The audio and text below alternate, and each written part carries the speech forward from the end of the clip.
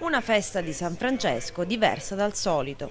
Quella celebrata ieri a Porto Empedocle, una festa segnata dalla tragedia avvenuta a poche miglia dal paese nella dirimpettaia Lampedusa, dove sono morte centinaia di migranti.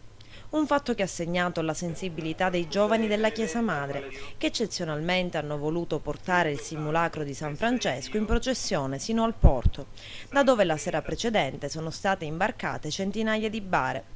Un momento di forte preghiera per i morti di Lampedusa.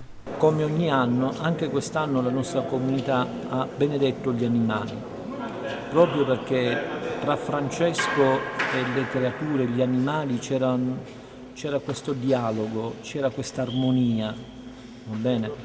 E allora anche la nostra comunità ha voluto, al termine, sul sagrato della Chiesa, benedire tutti gli animali, con un invito a trattare bene gli animali e a non dimenticarsi di quanti sono soli, cioè a non dimenticarsi degli anziani.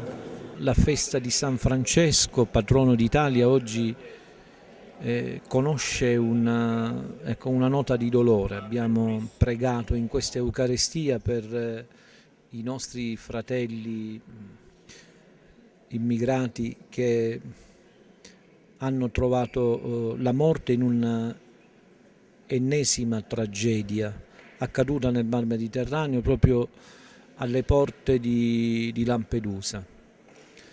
Abbiamo dedicato a loro questa Eucaristia, la Santa Messa, e abbiamo voluto con i giovani, sono stati loro i giovani, abbiamo voluto portare l'immagine di San Francesco lì vicino al mare, al porto.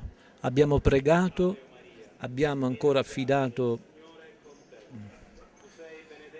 tutte le famiglie, abbiamo affidato i bambini, abbiamo affidato gli anziani, i giovani che sono morti, e sono tanti e pesano tanto sulla coscienza. E sempre ieri sera a Porto Empedocle un gruppo di cittadini, per commemorare le vittime del naufragio, si è dato appuntamento per un momento di preghiera affinché tragedie simili non si ripetano mai più.